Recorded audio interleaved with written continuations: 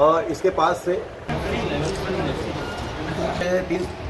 तीन मामले 307 के हैं, 2 कोतवाली के 307 के मामले हैं, 1 बसंतपुर का है। इसके अलावा भी मारपीट के मामले में जेल जा चुका है। इसको आज आर्म्स एक्ट के तहत गिरफ्तार करके आज न्यायिक रिमांड पे भेजा जा रहा है। अभी शांति नगर कोतवाली क्षेत्र में रह रहा है, लेकिन ये मूल रूप से पंचशील नगर दुर्ग का रहने वाला है। ये अकेले ही है कि इनका अकेले, अब आर्म्स तो एक अकेले रखा है। अब इस पर कोई घटना तो अभी फिलहाल नहीं किया है, लेकिन इससे पहले 307 के मामले में जेल जा चुका है। अन्य हथियार से जो मारपीट किया है इसमें 307 धाराएं लगी थी। 1 बसंतपुर का है, 2 कोतवाली के मामले हैं।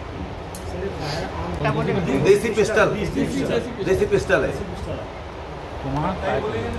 कट्टा अलग है, ये पिस्टल आकार है।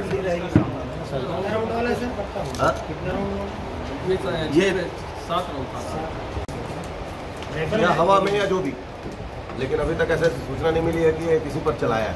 सर, उसको देखने से ऐसा लगता है कि वो काम ले लिया, मतलब फायरिंग कर चुका है। या तो गोली कहीं रखा है, तो उसमें जानकारी दिया है कुछ उसको तस्दीक कर रहे था और इधर उधर प्रदर्शित कर रहा था, बेचने के फिराक में था या फिर उसको खुद रख के घूम रहा था। कोतवाली थाना कोतवाली अंतर्गत एक फायर आर्म्स के खिलाफ कार्रवाई की गई है।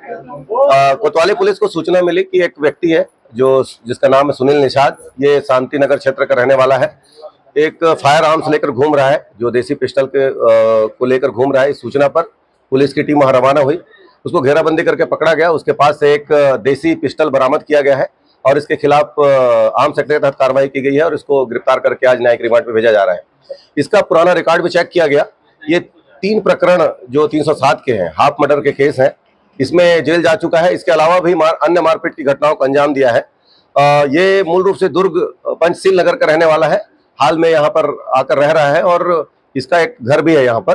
तो इस प्रकार से इसके ऊपर निगाह लगातार पुलिस रख रही थी और इसको सूचना मिली। इस आधार पर आज इसको पकड़कर आर्म्स एक्ट के तहत कार्रवाई की गई।